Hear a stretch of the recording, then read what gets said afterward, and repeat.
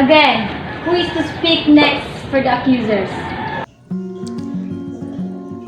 Greek laws have always been closely associated with religion. To submit to the law is to obey the gods, yet despite the fact that piety has held the state together, we have seen a steady growth in this respect to the gods. Will not long ago, the great writer of tragedies, Aeschylus, could declare names, this user, the highest one, and in a few short years, we have progressed to these dreams, faith in oracles.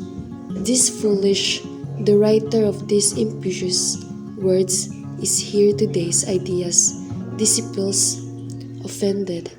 Socrates with his bare feet, his dirty locks, his poverty, and his endless questioning, and his anti-democratic.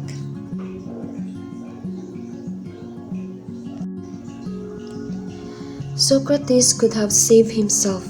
He chose to go to trial rather than enter voluntary exile. In his defense speech, he rebutted some but not all elements of the charges, and famously declared that the examined life is not worth living. After being convicted, he could have proposed a reasonable penalty short of death, but initially refused.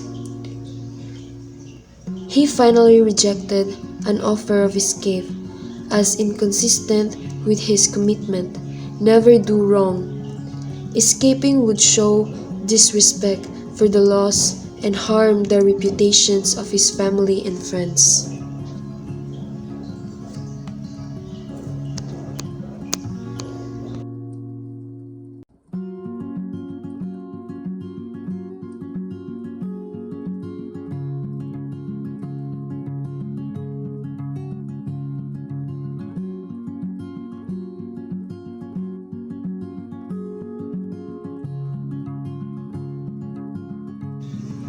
To fear death is nothing other than to think oneself wise, when one is not, for it is to think one knows what one does not know. No one knows whether death may not even turn out to be the greatest blessing for a human being, and yet people are it as if they knew for certain that is the greatest of evil.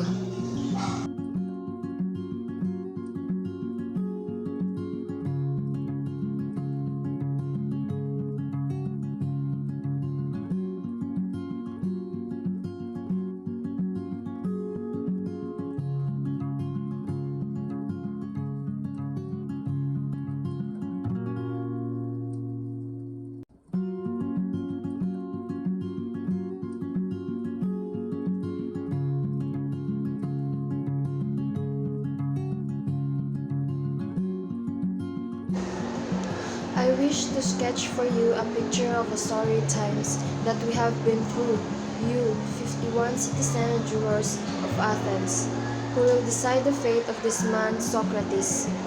Is there more of you who does not remember Athens, with Athens had wealth, power, and empire?